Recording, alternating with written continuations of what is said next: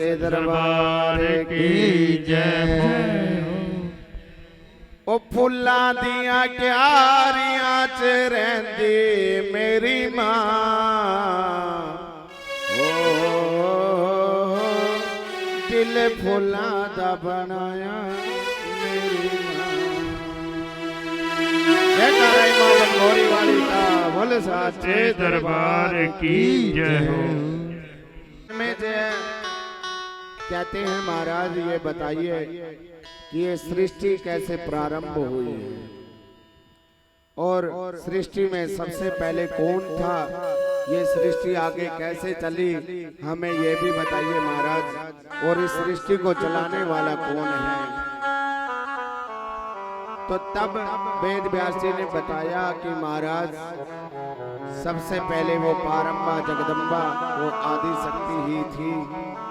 सबसे पहले सृष्टि में माँ भगवती पारंबा जगदम्बा ही थी और ब्रह्मा जी नारायण भगवान जी के नाभि से ब्रह्मा जी का प्रादुर्भाव हुआ था कमल के फूल पे। और बता रहे थे कि भगवान विष्णु जी के कान की मैल से मधुकैटभ आदि राक्षसों का भी प्रादुर्भाव हुआ था और माँ भगवती की कृपा से ही उनका उद्धार हुआ है मधुकैटभ का। और ब्रह्मा की नासिका के अंदर से जैसे ही छींक आई ब्रह्मा जी को तो वहां से रुद्र भगवान जी भी पैदा हो गए और ब्रह्मा जी के साथ में सरस्वती माता और नारायण भगवान के साथ में लक्ष्मी माता और शंकर भगवान जी के साथ में भद्रकाली मैया, ये तीनों शक्तियां मिलकर ब्रह्मा जी जगत की सृष्टि करते हैं और विष्णु भगवान जी पालन करते हैं और भोले बाबा भद्रकाली मैया सहित संहार करते हैं। बोलिए सच्चे दरबार की जय हो। तो उन्होंने भगवान के वैसे तो 24 अवतार भी हुए हैं। सबसे पहले सनक सनंदन सनातन और सनत कुमार हुए कि तुम जाके सृष्टि को आगे बढ़ाओ, पर उन्होंने आगे विवाह नहीं किया कि महाराज हम विवाह नहीं करना चाहते। तो सप्त ऋषि पैदा किए, कश्यप अत्रि वशिष्ठ आदि ऋषि पैदा किए महाराज। तो फिर ब्रह्मा जी के एक अंग से महाराज मनु महाराज पैदा हुए और दूसरे अंग से शत्रुपा पैदा हुई। मनु पहले तो मानसिक सृष्टि थी, मन से पैदा होते थे, पर हम जितने भी हैं मनुष्य हैं हम सब मनु की संतान हैं, इसलिए हम मनुष्य कहलाते हैं। तो मनु महाराज से ही मैथुनी सृष्टि प्रारंभ हुई है। शत्रुपा के साथ में विवाह कर दिया गया और मनु महाराज की 5 संतानें हुई। प्रियव्रत और उतानपाद महाराज 2 बेटे पैदा हुए और 3 पुत्री पैदा हुई, आकुति, देवहूति और प्रसूति। आकुति नाम की जो कन्या थी वो यज्ञ भगवान जो के पिताजी रुचि ब्याही गई और उसके बावजूद महाराज जो मंजली बेटी थी देवहूति ब्याही गई कर्दम ऋषि जी को। कर्दम ऋषि जी विद्युसर तीर्थ के अंदर तपस्या कर रहे थे, भगवान की प्रार्थना कर रहे थे, भक्ति में लीन थे। उधर से एक दिन उनके मन में भी आ गया महाराज,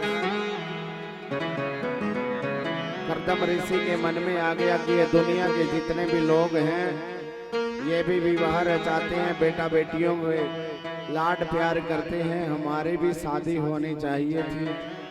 हम भी आ गए जंगल में। तो भगवान वो अंतर मन की तो जानते ही हैं। भगवान जब प्रकट हुए बोले मांगो क्या मांगना है। बोले महाराज हमें तो कुछ नहीं चाहिए, बस आपका दर्शन चाहिए था। बोले नहीं नहीं नहीं, मनोकामना तो कोई और थी कुछ। बोले नहीं महाराज और कोई मनोकामना नहीं। तो भगवान कहते हैं मन मन भावे और मूड हिलावे। ऐसा नहीं हो सकता, मन के अंदर कुछ है और बाहर से मना कर रहे हो। तो ऐसा है, तुम्हारी अंदर की जो भावना है ना वो मुझे पता चल गई है। तुम विवाह करने के लिए तपस्या कर रहे हो, कोई बात नहीं, विवाह हो जाएगा। पर जो राजा मनु महाराज है ना, उनकी मंजली बेटी, पहली बेटी तो रुचि नाम के प्रजापति को ब्याह दी थी, बड़े वाली, और मंजली देवहूति का विवाह करने के लिए आएंगे राजा, पर मना मत कर देना। बोले ठीक है महाराज, जब आपने विवाह पक्का ही, रिश्ता पक्का ही कर दिया है तो फिर मैं मना भी कैसे कर सकता हूँ। बोले हाँ हाँ कर लेना। पर कर्दम ऋषि कहने लगे महाराज मैं विवाह तो कर लूंगा, पर मेरी एक शर्त है, आपको मेरे घर में बेटा बन के आना पड़ेगा। बोले ठीक है, मैं तुम्हें आशीर्वाद दे रहा हूँ कि मैं तुम्हारे घर में पुत्र बन के आऊंगा। भगवान आशीर्वाद देके चले गए और उधर मनु महाराज को जाके दर्शन दिए कि जाओ अपनी मंजली बेटी देवहूति का विवाह कर्दम ऋषि के साथ में कर दो। और महाराज राजा रथ में बिठाकर उस कन्या को लेकर आए कर्दम ऋषि के पास और अपनी बेटी का विवाह करने के लिए तैयार हो गए। राजा कर्दम ऋषि कहने लगे मेरी एक शर्त है, मैं विवाह तो कर लूंगा, पर जब एक संतान हो जाएगी उसी समय छोड़ के जंगल में भजन करने के लिए चला जाऊंगा। बोले ठीक है महाराज कोई बात नहीं। तो जैसे ही विवाह हुआ और देवहूति को वहीं पे आश्रम में छोड़ के चले जाते हैं कुटिया में, कर्दम ऋषि के साथ में विवाह करके। और कर्दम ऋषि कहने लगे देवी जरा मैं फल फूल लेके आता हूँ, जब तक तुम इस कुटिया को संवार लो, जरा लीप पोत कर संवार लो। जैसे ही उस आश्रम को देखा, कुटिया को देखा, तो ऊपर घोंसले में महाराज अनेक लाखों पक्षी बैठे हुए थे। और नीचे जब देखा, ऊपर देखा तो बोले ऋषिवर ये क्या है? बोले हे देवी ये पक्षी इस आश्रम को अपना ही आश्रम समझते हैं, इसलिए ये यहीं पे रहते हैं। बोले अच्छा। बोले महाराज जब नीचे की तरफ में देखा तो वहां पर अनेक, किसी में बिल है, सांप बैठा है, किसी में चूहा बैठा है, किसी में सर्प बैठा है। बोले ये महाराज, बोले ये देवी ये भी अपने इस आश्रम को अपना ही समझते हैं। बोले अच्छा महाराज, लेकिन खिड़की से आगे जब गर्दन करके बाहर देवहूति झांकती है तो आंखों में आंसू आ गए और देवहूति के नेत्र सजल हो गए, क्योंकि वहां पे तीर्थ में गाय, शेर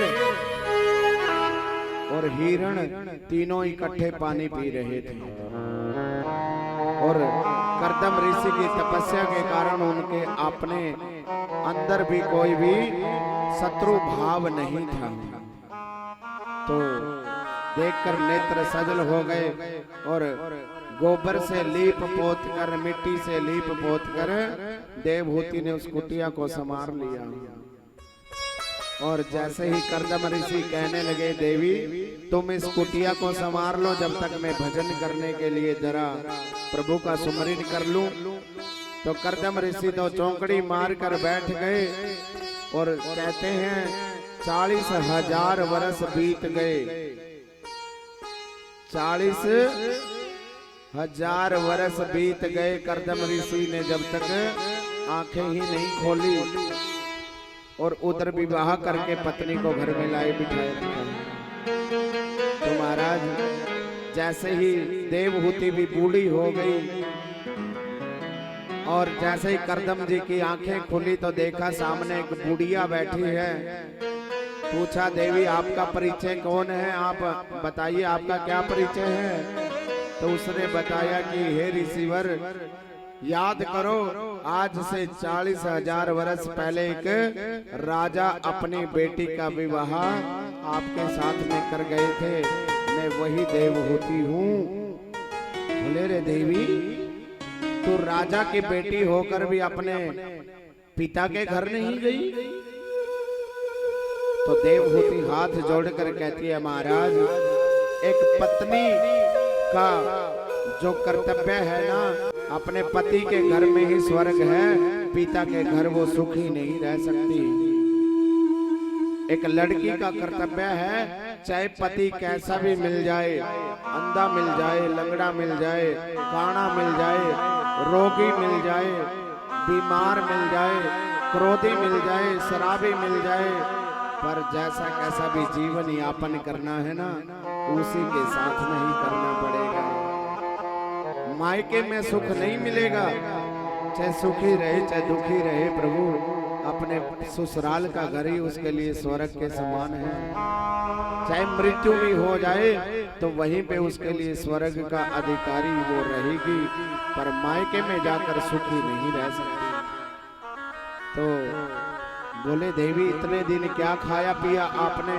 बोले, महाराज कंद फूल खा के मैं रहती थी, और जो केस थे उनकी जटाएं बन गई, और जो पति की भी सेवा करती हैं, गीला वस्त्र करके अपने पति को हर रोज पोंछ देती थी, हर रोज पंखा झलती थी बैठकर अपने पति को, कि मेरे पति को गर्मी ना लगे। तो महाराज जब इतना समय बीत गया, नेत्र सजल हो गए कर्दम ऋषि के, वाह रे वाह, अगर पति धर्म निभाया है तो तूने निभाया है। तो हाथ पकड़कर कर्दम ऋषि ने उस सरोवर के अंदर जैसे ही डुबकी लगाई, तो कर्दम ऋषि तो 20 वर्ष के हो गए और देवहूति 16 वर्ष की हो गई।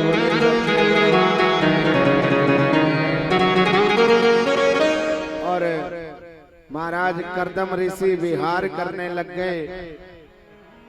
एक विमान से बिठाकर देवहूति को, और उसके 9 कन्याएं हो गई। महाराज जैसे ही पहली बेटी 9 कन्याएं हुई, तो कर्दम ऋषि कहते हैं कि अब मैं चलना चाहता हूँ, अब भगवान का भजन करूंगा, कब कितने दिन गृहस्थी में बोझा ढोता रहूंगा परिवार के चक्कर में। हाँ, एक बात और बता दूं आपको, आदमी की असली आयु तो 40 वर्ष की ही है। कितनी आयु है आदमी की? 40 वर्ष। 40 वर्ष तक अगर वो जो भी अपनी मर्जी के साथ करना चाहे वही कर सकता है। लेकिन एक बार जब आयु बढ़ रही थी ना, ध्यान से कथा सुनिए, जब आयु बढ़ रही थी ना, तो ये आदमी चला गया ब्रह्मा जी के पास। बोले, महाराज जो मेरे को आयु दी ना 40 वर्ष, ये जरा कम है, कुछ और मिलेगी? तो एक उस समय गधा भी आ गया। गधा कहने लगा, महाराज 40 वर्ष लेके क्या करूंगा, इसमें से 20 वर्ष तो कम कर दीजिए, कम से कम सारी जिंदगी बोझा ढोता रहूंगा, क्या करूंगा, मेरी आयु कम कर दीजिए। तो ब्रह्मा जी ने गधे की आयु 40 से 20 वर्ष कर दी। और ये आदमी फिर पहुंच गया। बोले, महाराज कुछ मिलेगी? बोले, गधे वाली बची हुई है, लेनी है क्या? बोले, हाँ महाराज जोड़ दो, कोई बात नहीं। तो वो गधे वाले 20 वर्ष जोड़ दिए, तो आदमी कितने वर्ष का हो गया? 60 वर्ष का हो गया। फिर उसके बाद में फिर महाराज कुत्ता पहुंच गया।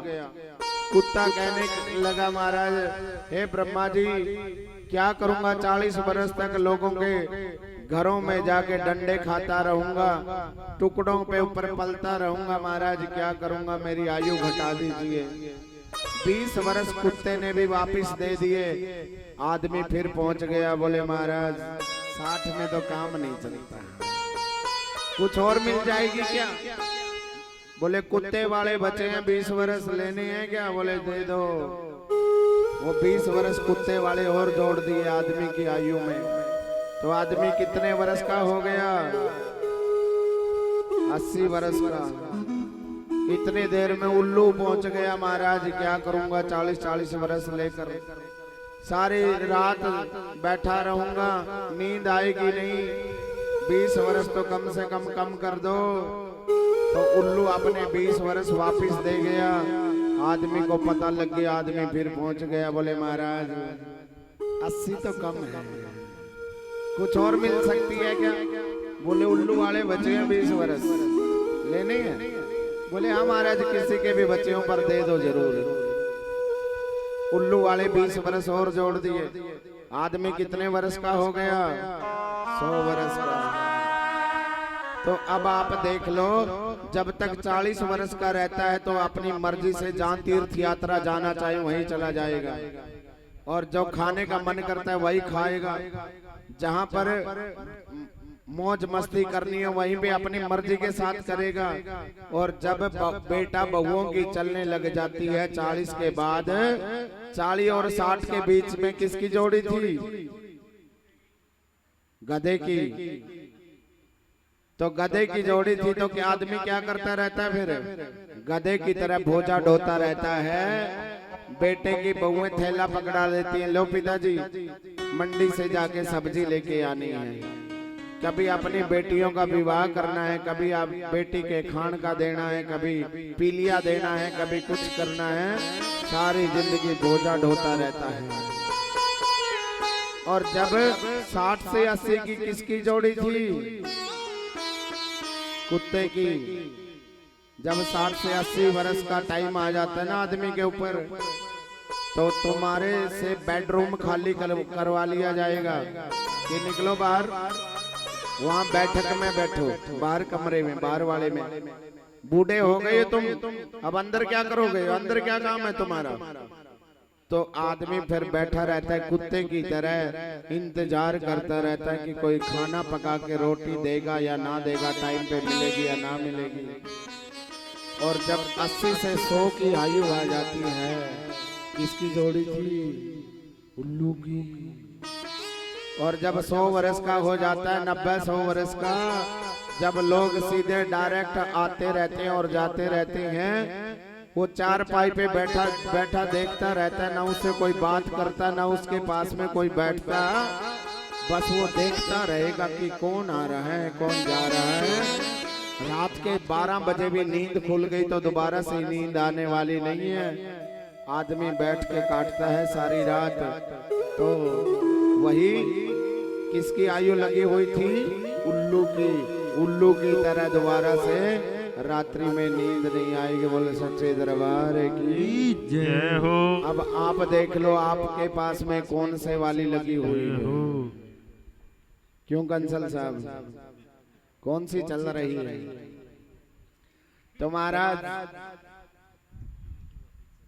बताते हैं कि कर्दम ऋषि कहने लगे कि परिवार के घर गृहस्थी में बोझा ढोता रहूंगा तो भगवान का भजन कब करूंगा फिर? तो चलते हैं जंगल की ओर कि देवी हम तो चले भगवान का भजन करने के लिए। तो माता देवहूति ने पांव पकड़ लिए, प्रभु ये तो आपने वचन दिया था कि जब तक एक बेटा नहीं हो जाएगा, एक संतान नहीं हो जाएगी, तब तक रहूंगा।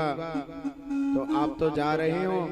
बोले अरे ये हो तो गई है 9 कन्याएं। बोले ये तो पराया धन है, ये तो पराई बेटियां हैं, पराए घरों में चले जाएंगी, दामाद ले जाएंगे इनको, तो विवाह करके मैं तो फिर अकेली रह जाऊंगी। हे महाराज जब तक एक बेटा ना हो जाए तब तक आप यहीं पर ठहरिए। तब कर्दम ऋषि को ध्यान में आया कि भगवान मेरे को वरदान दे के गए थे कि जब तक एक बेटा ना हो जाए भगवान साक्षात आएंगे पुत्र बनके। तो तब जाके देवहूति से विहार किया और भगवान का 5वां अवतार कपिल भगवान के रूप में हो जाता है। बोलिए कपिल भगवान की जय।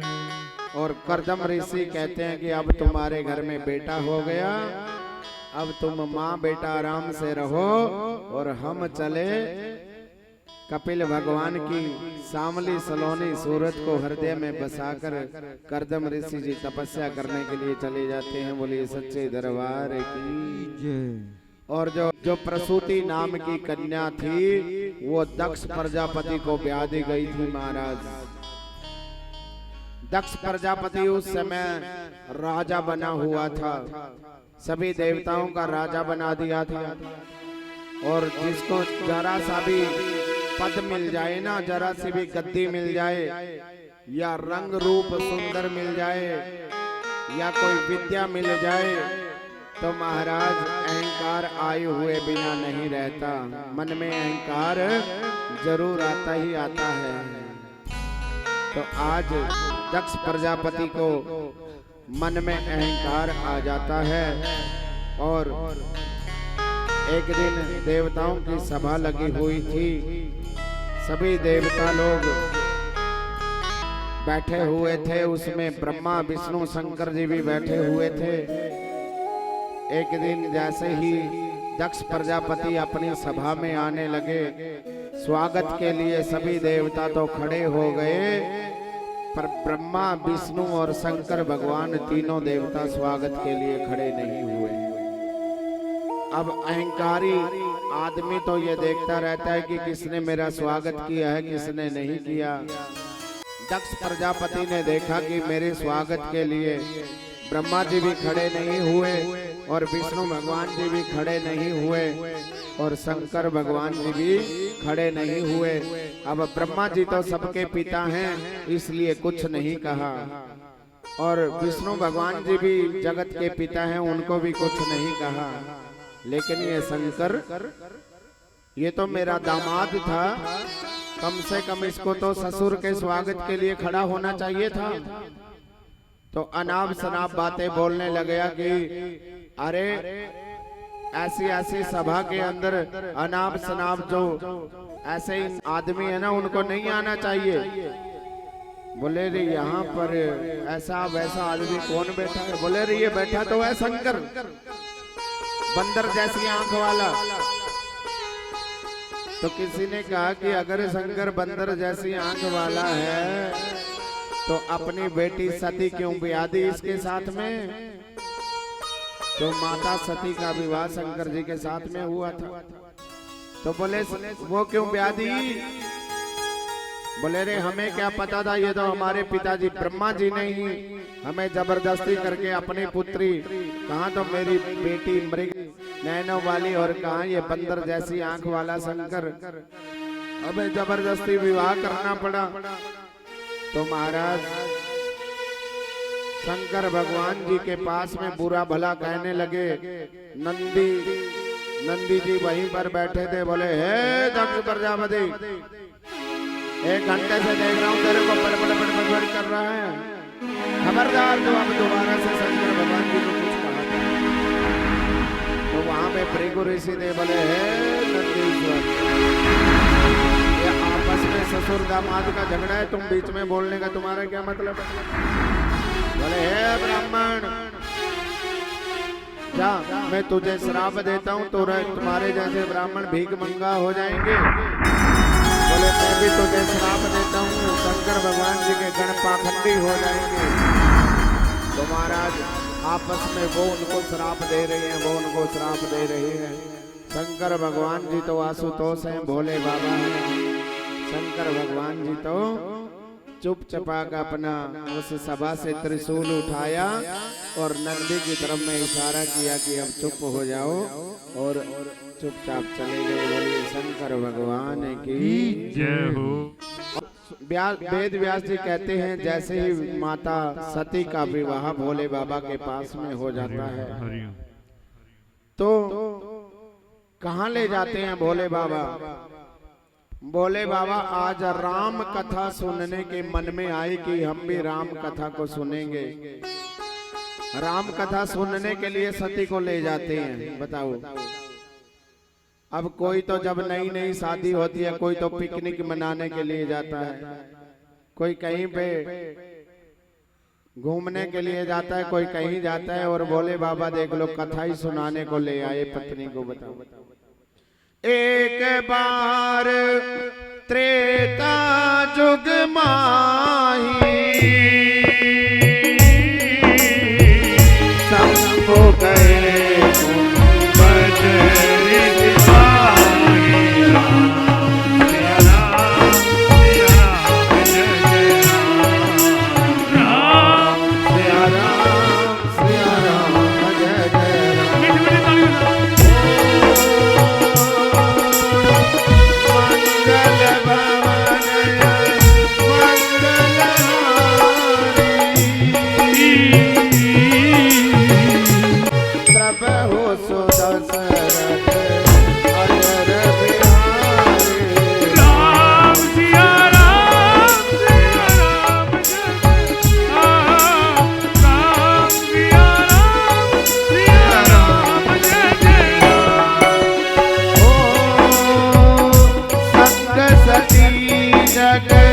जननी भवानी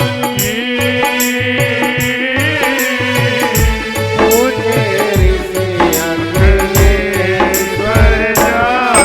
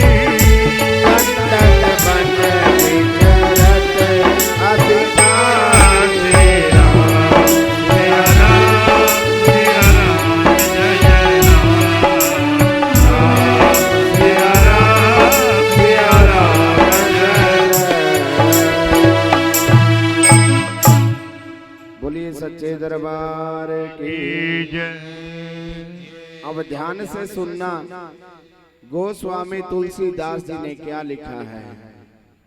देखिए, जो कथा का अपमान करते हैं ना, उनको कोई फल नहीं मिलता कथा का, और जो अपमान करते हैं वो बिल्कुल मिट जाते हैं संसार से। कथा का अपमान करने वाला।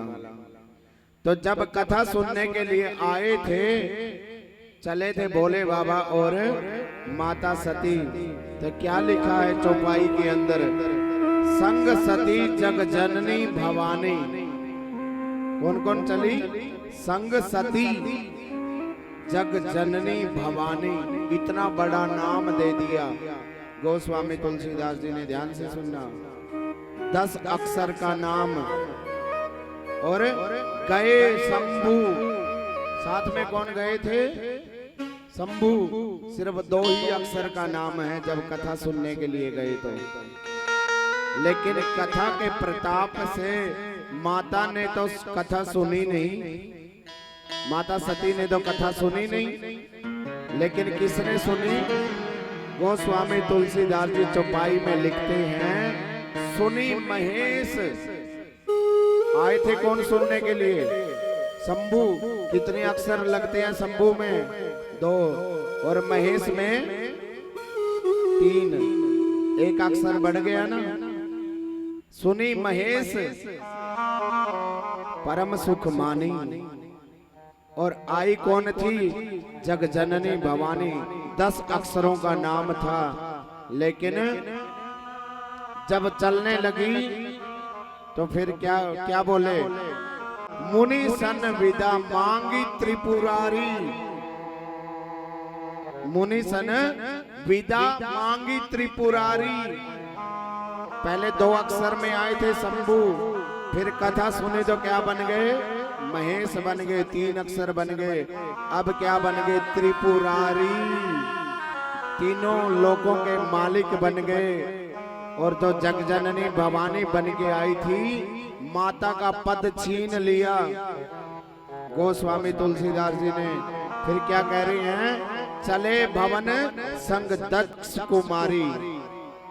आई कौन थी, जगजननी भवानी बन के आई थी, और गई कौन, दक्ष कुमारी बन के गई। अब कौन दक्ष कुमारी, 2 अक्षरों का नाम रह गया। लेकिन जिसने कथा का अपमान किया, माता का पद छीन गया। पहले माता का पद मिला हुआ था, जगत जननी भवानी बन के आई थी, अब वो माता का पद नहीं दिया गोस्वामी तुलसीदास जी ने। अब कौन जा रही है, दक्ष कुमारी बन के जा रही है। और अहंकार का नाम है दक्ष, दक्ष अहंकार का नाम है। तो आज अहंकार की बेटी बन के जा रही है। जैसे ही वहां पर कथा सुनने के लिए जाते हैं, ऐसा क्यों हुआ, जैसे ही भोले बाबा अगस्त मुनि के पास में कथा सुनने के लिए जाते हैं महाराज, अगस्त ऋषि ने तो देख के दूर से देख लिया, आज मेरे भोले बाबा और माता सती आई हैं, तो चरणों में गिर के दंडवत प्रणाम किया। जय हो भोले बाबा, जय हो त्रिपुरारी। तो महाराज भोले बाबा ने हृदय से लगा लिया मेरे अगस्त जी को उठाकर, और माता सती के मन में आ गया। जब बैठने लगे ना, बोले आइए अगस्त जी, कहते हैं आओ महाराज व्यासपीठ पे बैठिए। बोले नहीं नहीं नहीं, आज हम कथा सुनाने के लिए नहीं आए हैं, आज हम खुद कथा सुनने के लिए आए हैं। बोले महाराज आपके होते हुए भला मैं कथा कैसे कर सकता हूँ, क्योंकि भोले बाबा ही राम कथा कहने वाले। सबसे पहले किसने की है ये कथा, भोले बाबा ने ही राम माता पार्वती को सुनाई है ये कथा। तो महाराज आप तो इतने बड़े कथावाचक हैं, आपके पास में भला मैं कैसे कथा कहूंगा आपके सामने। भोले बाबा कहते हैं तो फिर उस दिन के लिए आप हमेशा झूठ ही बकाते रहे। क्या मैं आज आपको प्रत्यक्ष दिख गया, आज यहीं पे हूँ, क्या मैं कण कण में नहीं हूँ? बोले हाँ महाराज कण कण में तो हो। बोले जब मैं यहाँ पे नहीं रहता तब मैं यहाँ पे नहीं हूँ? बोले हैं। बोले फिर आप जब पहले भी था तो अब भी हूँ, तो कथा करिए, सुनाइए ना, मैं हम श्रोता बन के आए हैं। तो भोले बाबा तो बड़े प्यार से कथा सुनने लग गए, लेकिन माता सती के मन में आ गया कि अगर ये कथावाचक ही हमारे चरणों में प्रणाम कर रहे हैं, तो ये हमारे से ज्यादा थोड़ी जानते हैं। फिर तो हम बड़े हो गए। देखिए जब तक अपने अंदर का अहंकार नहीं मिटेगा, जब तक कथा फल नहीं देगी, तब तक कथा दिमाग में नहीं बैठेगी, तब तक कथा का विशेष फल नहीं मिलेगा श्रोता को। अपने ही गुणों को लिए अगर बैठे रहोगे तो कि हम तो इतने बड़े सेठ हैं, हम तो इतने बड़े सरकारी नौकरी पे हैं, हम तो इतने बड़े घर के रहने वाले हैं, हम तो ये हैं, हम वो हैं, लेकिन कथा के अंदर तो सब कुछ भूल के जाइए, भगवान के चरणों में बैठिए कि हम कुछ नहीं हैं। तो आज माता सती के मन में आ गया कि यही जब हमारे पति के पांव पड़ते हैं तो ये हमारे से क्या ज्यादा जानते होंगे, इसलिए कथा नहीं सुनी। इधर उधर देखती रही, कौन सी सूट बढ़िया वाला पहन रही है, किसने कैसे बाल बांध रखे हैं, किसने कैसी साड़ी बांध रखी है, किसने कैसा लॉकेट पहन रखा है, इसी में निकल जाती है कथा। और महाराज जैसे ही कथा पूरी हुई तो जब चलने लगे और भोले बाबा विदाई मांगने लगे तो राम जी की कथा को सुनकर भोले बाबा बड़े धन्य हो गए और अगस्त जी को कहने लगे कि मांगिए, अब क्या मांगना चाहते हैं मेरे से, मैं बड़ा प्रसन्न हूँ आपकी कथा सुनाने से। तो अगस्त जी कहने लगे, महाराज अगर आप मेरी कथा सुनाने से प्रसन्न है ना, तो एक वरदान दे दीजिए, जिनकी कथा सुनी है ना बस उन्हीं के दर्शन हो जाएं और हमें कुछ नहीं चाहिए महाराज। राम जी की कथा सुनिए, राम जी के दर्शन हो जाएं। और उस समय जैसे ही भोले बाबा विदाई मांग कर चले तो कौन सा युग चला हुआ था, अभी बताया तो था चौपाई में, एक बार त्रेता युग माही, त्रेता युग चला हुआ था उस समय। और राम जी कि जो माता जानकी है, माता जानकी को रावण उठा के ले गया था उस समय। और राम जी हाँ सीते ऐसे करके लीला रच रहे थे। लेकिन ऊपर से भोले बाबा और माता सती, ऊपर से जब भोले बाबा ने देखा तो जय हो, प्रणाम किया दूर से, जय हो मेरे प्रभु राम जी, जय हो सच्चिदानंद रूप, सच्चिदानंद रूपाय विश्वोत्पत्त्यादि हेतवे तापत्रय विनाशाय श्री कृष्णाय वयम नमः। हे प्रभु जय हो आपकी, जय हो सच्चिदानंद भगवान की।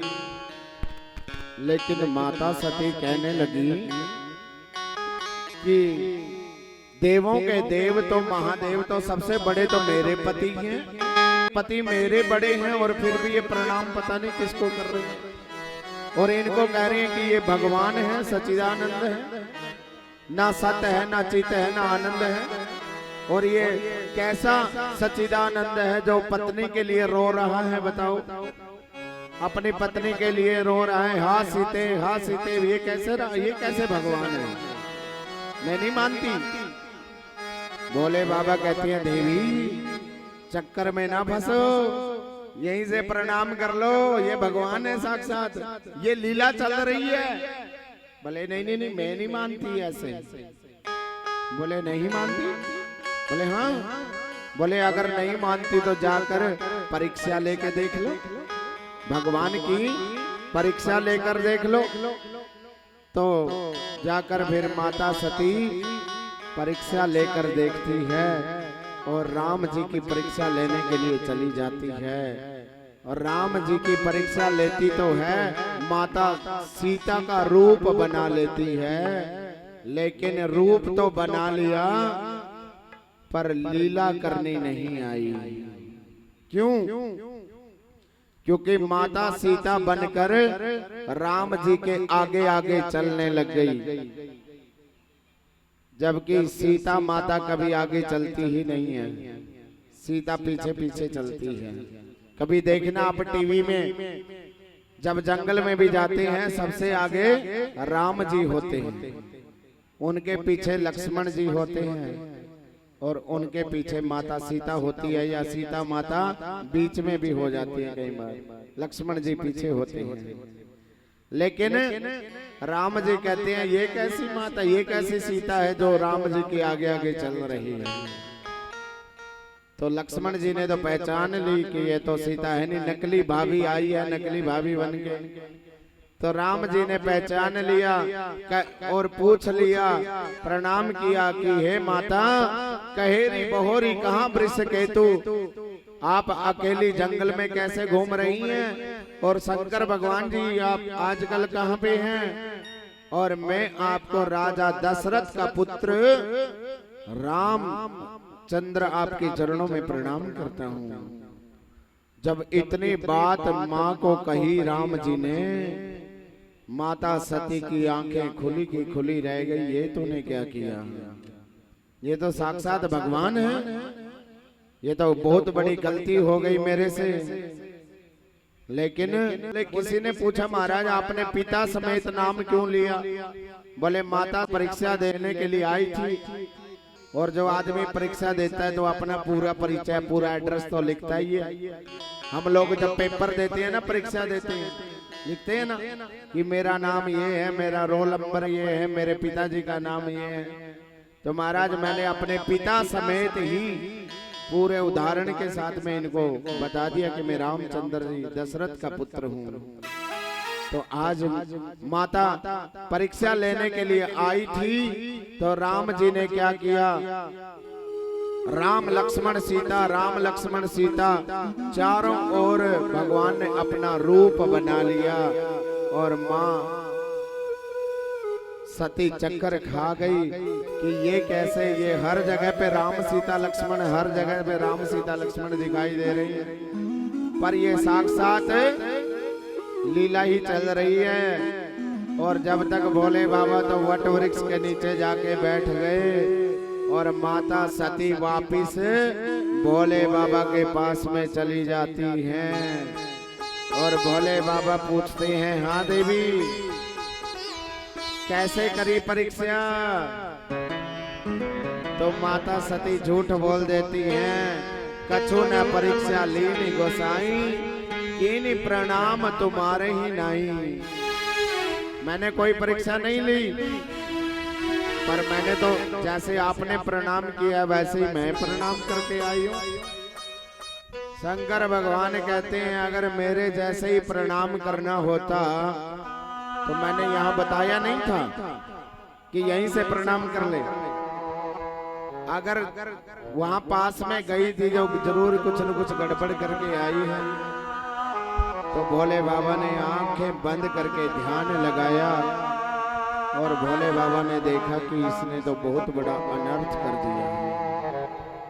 इसने तो मेरी माता सीता का रूप बनाया है, मेरी जानकी माँ का रूप बनाया है।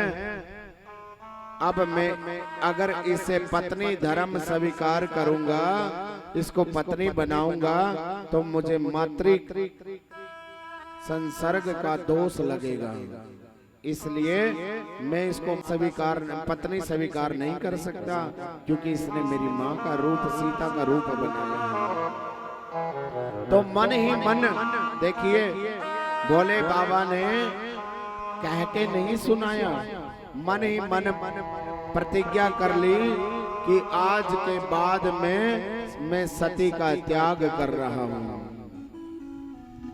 और मन ही मन त्याग कर दिया। जैसे ही माता सती कैलाश पर्वत पर चलने लगे, भोले बाबा के पास में वाम अंग में बैठने लगी, तो भोले बाबा ने वाम अंग में आसन नहीं दिया, सामने आसन बिछा दिया माता का।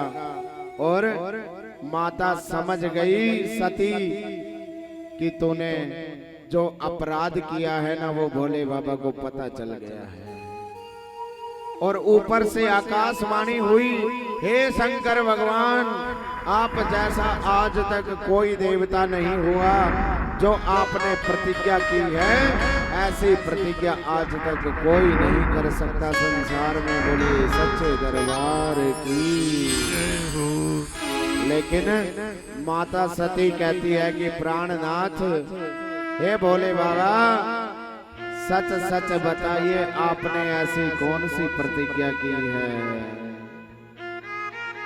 भोले बाबा कहते हैं मेरे से तो झूठ बोल गई और खुद कह रही है कि आप सच सच बता दो। पत्नियां ऐसे ही करती हैं कई बार, खुद तो बात छुपाती रहती हैं पर अपने पति को कहती हैं कि सच सच बताओ ये बात, ये ऐसी हुई थी कि नहीं हुई थी। लेकिन खुद भी गरुड़ पुराण में कहते हैं, गुरु से कपट मित्र से चोरी,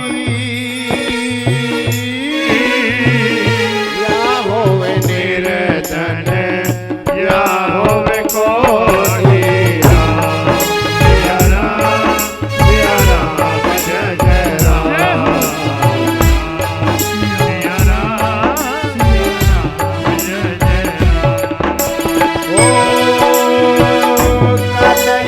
केवल नाम आधार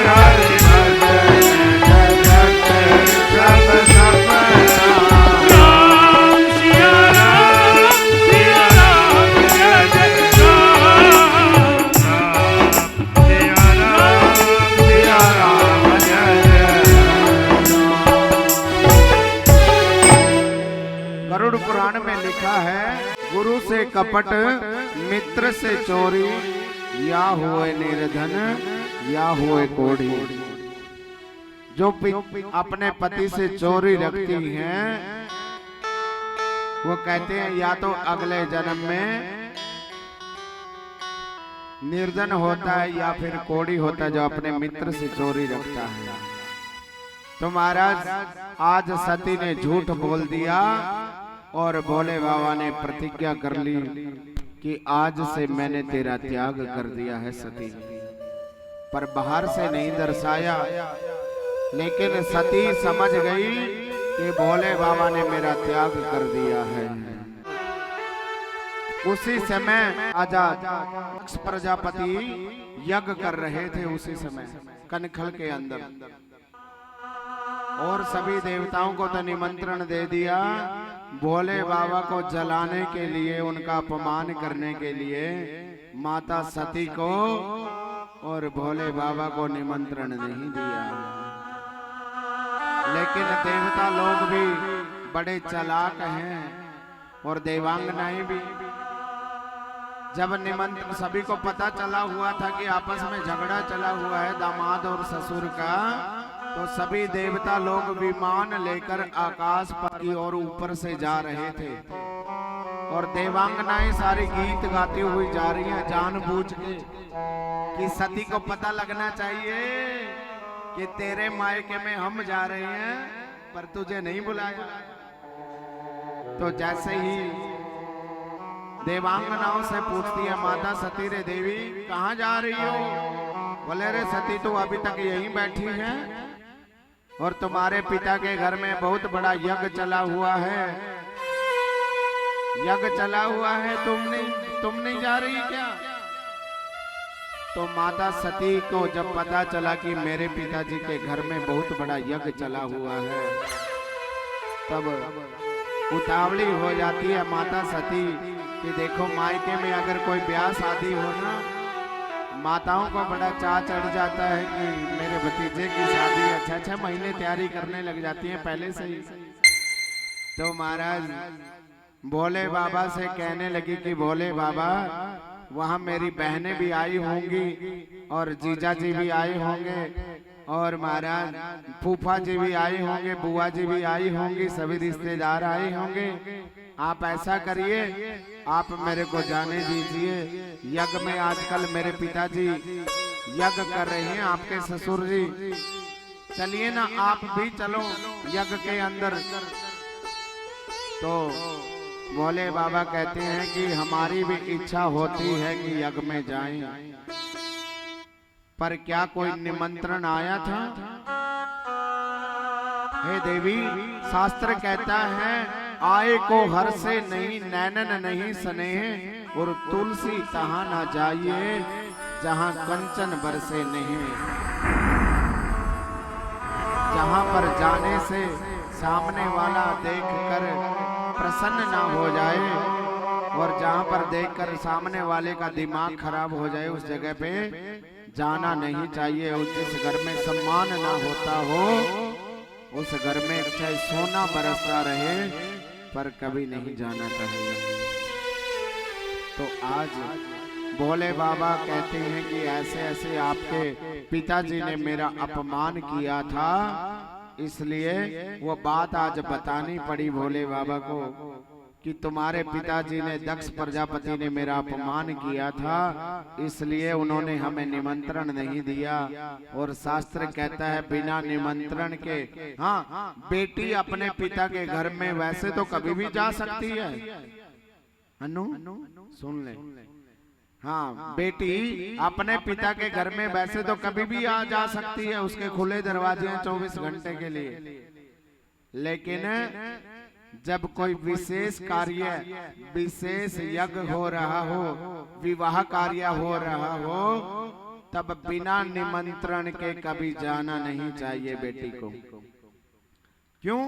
क्योंकि क्या पता पिताजी की पॉकेट जवाब दे रही हो और तुम अपना सूटकेस लाकर वहां पे रख दो कि हम तो जाने वाले नहीं है, हम तो आगे 9 दिनों के लिए अभी यहाँ पे। हाँ, तो महाराज तो बिना बुलाए बिना निमंत्रण के नहीं जाना चाहिए बेटी को। तो भोले बाबा समझ आती हैं कि अरे सती, मैं भी चाहता था अपने ससुराल में जाने का, किसका मन नहीं करता, सबका मन करता है। हमारी भी इच्छा थी कि हम भी जाएं, हम भी यज्ञ में सभी रिश्तेदारों से मिलें, पर दक्ष प्रजापति ने हमें निमंत्रण नहीं दिया, इसलिए मैं नहीं जा सकता। तो आंखें बंद करके बैठ जाते हैं भोले बाबा, और माता सती का मन ही मन त्याग कर देते हैं। और माता सती क्या कहती है, आइए। जब बहुत दुखी हो जाती है माता सती कि भोले बाबा के बिना रहा नहीं जा रहा, और भोले बाबा ने त्याग कर दिया मन ही मन, तो क्या कहती है माता सती, आइए इस भजन के द्वारा क्या कहती हैं, आनंद लेते हैं। तुम्हारी चाहत में हो के पागल, तड़प तड़प के मैं रो रही हूँ।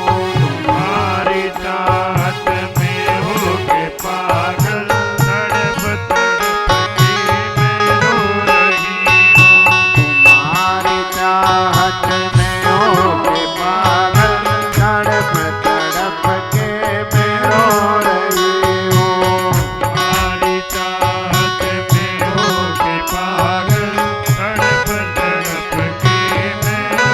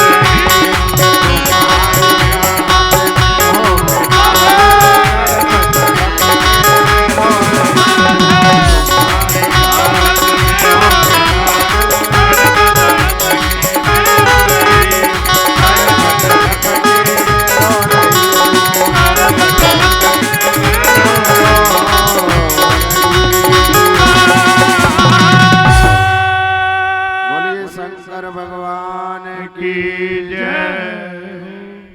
बोलिए ब्राह्मणी मैया की जय हो। जयकार मां बनभोरी वाली का बोल साचे दरबार की जय हो। तो आज माता सती बार बार विलाप करती है कि भोले बाबा चलिए ना यज्ञ में, लेकिन भोले बाबा आंखें बंद करके बैठ जाते हैं और कुछ नहीं बोलते। माता सती कहती है महाराज तो फिर मैं जाऊं, मेरे को तो आज्ञा दीजिए, मैं तो जाऊं। तो आज माता सती कुछ दूर चलती है, फिर मन में आ जाता है कहीं भोले बाबा, और उधर से पिता भी पता नहीं बुलाया नहीं है, इसलिए फिर आकर वापस देखती है, अच्छा भोले बाबा मैं जाऊं। भोले बाबा कुछ नहीं बोलते। जैसे ही कुछ दूर जाती है सती, फिर वापस आ जाती है। भोले बाबा देखते हैं सचमुच चली गई क्या, वापस आती है तो फिर आंखें बंद करके बैठ जाते हैं, अच्छा महाराज मैं जाऊं, फिर भी कुछ नहीं बोलते। तो आज सती कहती तो फिर महाराज मैं चली। आज भोले बाबा विदाई कर देते हैं। भोले बाबा को तो पता है कि अगर इसको आज नहीं जाने दिया तो ये मरेगी जरूर, ये यहाँ पे भी मरेगी और वहां पर भी मरेगी। भोले बाबा को लगा कि अगर यहाँ पे मर गई तो गड़बड़ हो जाएगी, दहेज का आरोप लग जाएगा, हाँ केस पड़ जाएगा। भोले बाबा ने सोचा क्यों मुसीबत मोल ली, अपने इसके मायके में ही भेज देते हैं, वहीं पे जो होगा सो देखी जाएगी, नहीं तो मायके वाले फिर दहेज का केस डाल देंगे महाराज। तो भोले बाबा ने आज नंदी आदि गणों को भेज दिया कि जाओ सती के साथ में चले जाओ। तो नंदी आदि गण भी दौड़े दौड़े गए, मैया जी आप अकेले जा रही हो, हम भी चलेंगे आपके मायके में, यज्ञ में हम भी चलेंगे। बोले चलो कोई बात नहीं, हमारे पिताजी ने यज्ञ रखा है बहुत बड़ा। तो आज चलती है माता सती। तो वेद व्यास जी बताते हैं महाराज वहां पर माँ भगवती सती को पहले माँ मिली, माँ सबसे पहले माँ ने तो हृदय से लगा लिया माता सती को, लेकिन वहां पे भगनी मिली बहुत मुस्कुराता। जो माता सती की जो बहनें थी ना, वो बहुत मुस्कुरा मुस्कुरा कर मिल रही थी। आओ बहना, आओ सती, अरे जीजा जी नहीं आए क्या? अरे भैया हमें तो बहना पहले ही पता था, तेरे को निमंत्रण नहीं मिला था, और हम तो देखो तुम्हारी जगह बिना निमंत्रण के नहीं आते, हम तो जैसे तुम आ गई हो, और तू तो बड़ी बेटी है, तेरे को तो पहले ही आ जाना चाहिए था। तो महाराज अनेक प्रकार के माता सती के नमक मिर्च लगाती हैं वो बहनें, और भी ज्यादा क्रोध आ जाता है माता सती को, और कहती है कि हे माँ मेरे पिताजी कहाँ हैं? बोले पिताजी, आपके पिताजी तो यज्ञ कर रहे हैं, यज्ञ मंडप में होंगे बेटी, और तुझे आना नहीं चाहिए था, तू तुम्हारे पिता के स्वभाव को जानती है।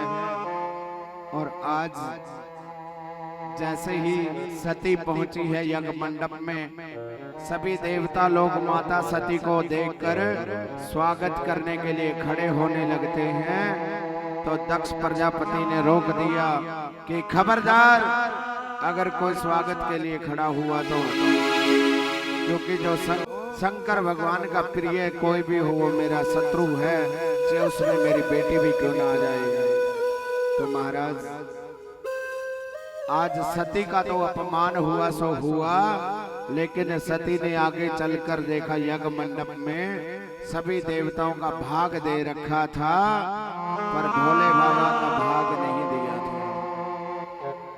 तो अपना तो अपमान सहन कर गई, लेकिन पति का अपमान सहन नहीं हुआ कि अब अगर मैं वापस जाऊंगी तो भोले बाबा मेरा मजाक उड़ाएंगे कि आओ दक्ष पुत्री कैसा स्वागत हुआ मायके में जाकर, तुम्हें क्या जवाब दूंगी। तो माता सती ने वही ललकारना शुरू कर दिया, रे दक्ष तू मेरे पिता होकर भी तू इतना मूर्ख है, इतना मूढ़मती है, और जो तुम देवता लोग हो ना शंकर भगवान जी का अपमान कर रहे हो तो तुम्हें जल्दी ही फल मिलेगा शंकर भगवान जी के अपमान का। श्रोताओ, शंकर भगवान जी के अपमान का भी जल्दी ही फल मिलता है, तुरंत फल मिलता है, और उनकी पूजा का भी तुरंत फल मिलता है। आशुतोष हैं भोले बाबा। हाँ, तो कहकर कि जो ये तुम इतने बड़े पापी हो और शंकर भगवान जैसे देव को देवता से तुम शत्रुता रखते हो, जाओ ये शरीर तुम्हारे द्वारा दिया हुआ है ना, ये शरीर भी मैं रखूंगी नहीं। तो माता सती ने योग अग्नि के द्वारा उस शरीर को वहीं हवन कुंड में समाप्त कर लिया। बोलिए सच्चे दरबार की और माता सती सती हो गई। तो देवर्षि नारद ने जाकर बता दिया कि भोले बाबा माता सती तो सती हो गई। तो भोले बाबा कहने लगे, रे दक्ष प्रजापति जब तक सती जिंदा थी तब तक तेरे साथ में रिश्ता था, अब सती ही नहीं है तो तेरे साथ में रिश्ता भी क्या रह गया। तो अपनी एक जटा को उखाड़ कर नीचे पटक दिया और उससे वीरभद्र विकराल रूप में पैदा हो गए। बोलिए शंकर भगवान। और वीरभद्र प्रकट होकर कहने लगा कि बताइए भोले बाबा, हे प्रभु मेरे लिए क्या आज्ञा है। तो उधर से भद्रकाली को भी प्रकट किया और वीरभद्र को भी पैदा किया कि जाओ दक्ष प्रजापति के यज्ञ को तहस नहस कर दो। तो उस समय वीरभद्र जी गए हैं और उधर से दक्ष प्रजापति विष्णु भगवान जी के शरण में जाते हैं कि हे प्रभु आप ही हमें बचाइए, क्योंकि वीरभद्र उधर से आ रहे हैं हमें मारने के लिए भोले बाबा के प्रकोप से। तो विष्णु भगवान जी कहते हैं कि बेटा ये तूने बहुत बड़ी गलती कर दी, अब शंकर भगवान जी के आगे बताओ कौन युद्ध करेगा उनके बराबर में। फिर भी कोई बात नहीं, तो मेरा शिष्य है, कुछ देर तक तो मैं तेरी सहायता जरूर करूंगा, पर पक्की मैं तेरे को बता नहीं सकता कि तेरी रक्षा होगी कि नहीं होगी। तो जैसे वीरभद्र जी आए तो विष्णु भगवान जी ने रोक लिया कि तुम दक्ष प्रजापति को नहीं मार सकते। तो वीरभद्र जी ने कहा कि प्रभु आप हमें रास्ता दे दीजिए, ये भोले बाबा का आदेश है। तो नारायण भगवान ने उसको नाग पास में बांध दिया और उधर से भद्रकाली मैया ने वो नाग पास को खोल दिया और जाकर सभी यज्ञ को तहस नहस कर दिया महाराज। और कहने लगे कि ये देखो ये महाराज पूखा है, पूखा। ये जब हमारी पिटाई हो रही थी ना, ये पूखा 32 के 32 दांत निकाल के हंस रहा था। तो वीरभद्र जी ने दिया जोर का मुक्का और वो 32 के 32 दांत बाहर निकाल दिए पूखा। और महाराज ये देखो भग देवता, ये जब हमारी पिटाई हो रही थी ना, तब आंखें मटका मटका के हमारी ओर इशारा कर रहा था ये। तो वीरभद्र जी ने दोनों आंखें डाली, भग देवता की आंखें निकाल ली। और महाराज ये भृगु ऋषि जब हमारी पिटाई हो रही थी ना, ये दाढ़ी पे हाथ फेर फेर के हमारी तरफ में इशारे कर रहे थे। तो वीरभद्र जी ने भृगु ऋषि की एक ही हाथ में पकड़ी दाढ़ी और दिया जोर का झटका, सारी दाढ़ी को जड़ से उखाड़ दिया।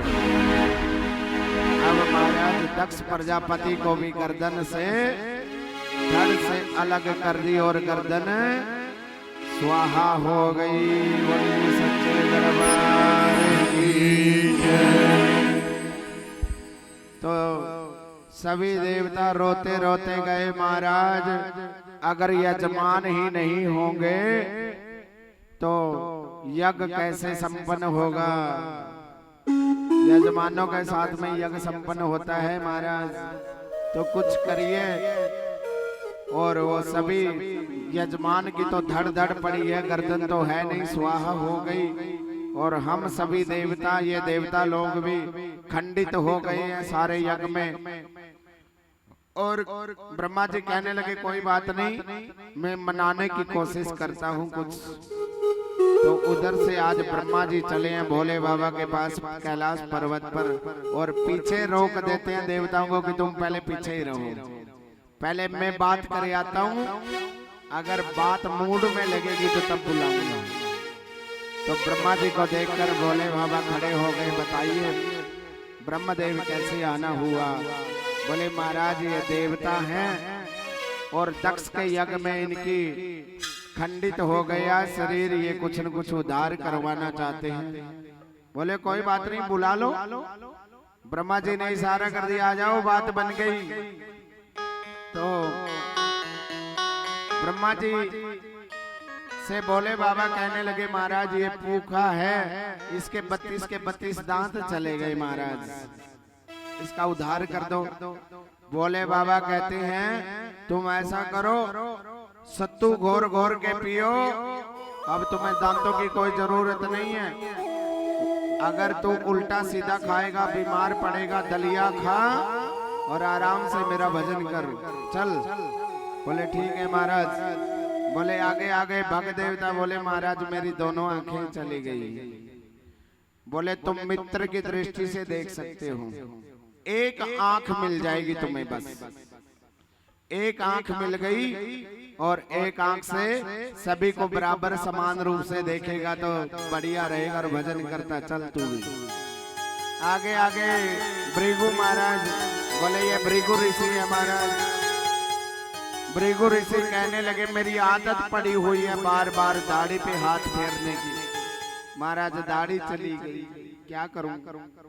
बोले बाबा कहते हैं देखो बाबा पूरी दाढ़ी तो नहीं मिलेगी, हाँ आजकल जो फैशन से बकरे वाली दाढ़ी मिल जाएगी, फ्रेंच कट बोलते हैं उसको, है ना, हाँ, जो ठोडी पे रहती है बस, तो ऐसी दाढ़ी मिल जाएगी, बस बकरे वाली दाढ़ी लग जाएगी। बोले दे दो महाराज, थोड़ी बहुत लग जाए तो हाथ फेरने को हो जाए बस, बहुत और तो क्या करना है। बोले ठीक है वो लग जाएगी।